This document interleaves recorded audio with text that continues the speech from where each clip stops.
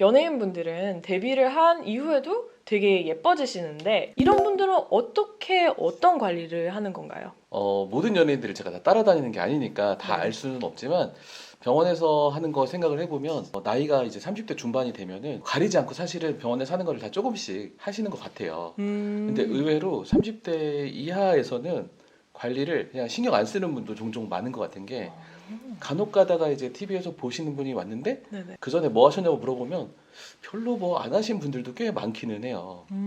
타고난 미. 예, 예, 약간 그런 네네. 카메라 마사지도 많은 것 같고 음. 그런데 사실은 이제 열심히 하시는 분들은 그냥 꾸준히 뭐든지 다 하려고 하시는데 저는 보통 사람과 얼굴로 먹고 사는 사람이 좀 달라야 된다고 생각하는 게 가성비라는 게 있잖아요. 그러니까 보통 사람의 가성비는 충분히 내가 이만큼 돈을 들이면 요 이상 뽑아 먹기가 어렵잖아요, 보통 사람들은. 근데 연예인들은 이렇게 돈을 많이 들여도 조금만 예뻐져도 내가 뽑아 먹을 수 있는 게 많다 보니까 사실은 가성비가 낮은 시술들도 돌아가면서 다 좀 하시는 경우가 많다고 생각을 해요. 그렇죠. 네. 그러면 다들 많이 궁금해하실 것 같은데 그럼 연예인들이 가장 많이 하는 시술은 어떤 게 있을까요?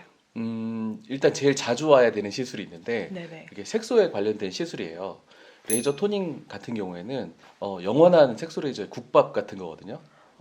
그래서 오, 네네. 대부분의 색소가 조금씩 흐려지기도 하고 또 우리가 바닥에 깔린 기미 같은 게 은근히 많거든요. 네네. 그런 것들이 조금 흐려지기도 하고 또 우리가 상처 나거나 여드름 나거나 해서 생긴 색소 침착 네네. 같은 것들을 점점 흐리게 만들어주기도 하니까 네. 레이저 토닝을 또 하는데 오랫동안 하다 보면 탄력 레이저 같은 걸 하지 않아도 약간의 탄력도 생기고 해서 이제 그런 레이저 토닝이 약간 국밥같이 항상 자주 와야 되고 네. 효과가 세진 않지만 이렇게 제일 많이 하는 시술이 되고요.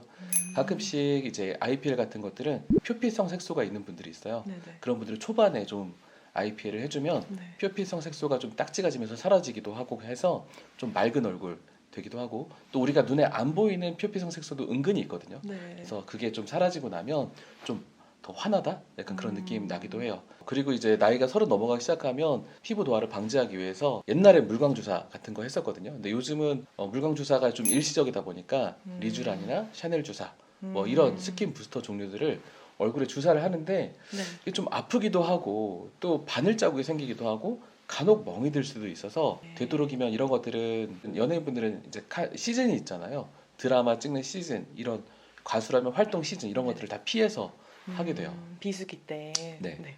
그리고 가끔씩 탄력 레이저들 이를테면 슈링크나 인모드나 서마지나 울세라 이런 것들을 하게 되는데 탄력 레이저 크게 보면 두 가지 정도 있어요. 깊이 내려가는 것과 깊이 좀 덜 내려가고 위에 네. 이 표면을 탄력을 주는 것들인데 그런 것들도 돌아가면서 한 번씩 하는 것이 좋겠습니다. 오. 그리고 연예인분들은 연기를 하셔야 되니까 네네. 이런 근육 이 주름 보톡스를 함부로 막 실컷 맞을 수는 없지만 그렇죠.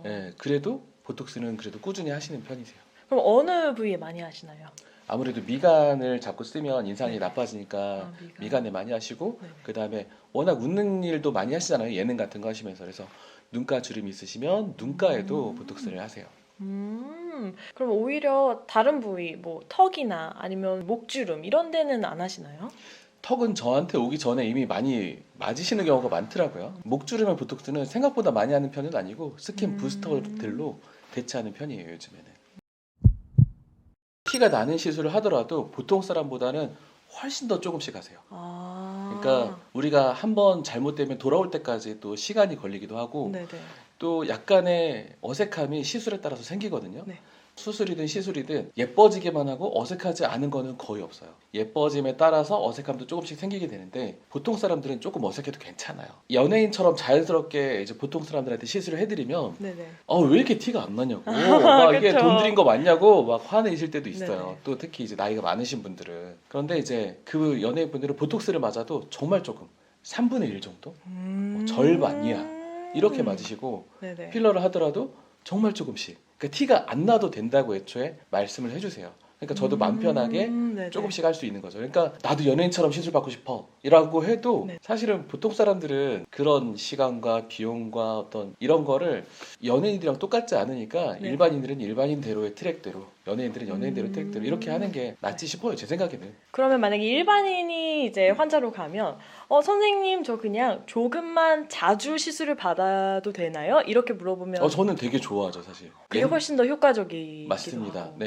옛날에는 네. 정말 티가 나게 해드리는 걸 좋아했어요. 저도 네. 이제 막 이제 처음 미용에 발을 디뎠을 때는 잘한다는 소리도 듣고 싶고 네. 사회적인 입증도 받고 싶고 해서 티를 확확 내드게 해드리는 걸 좋아했는데 시간 지나서 보니까 그거보다는 그냥 자연스럽게 조금씩 하는 게 장기적으로도 예쁘고 부작용도 적고 네.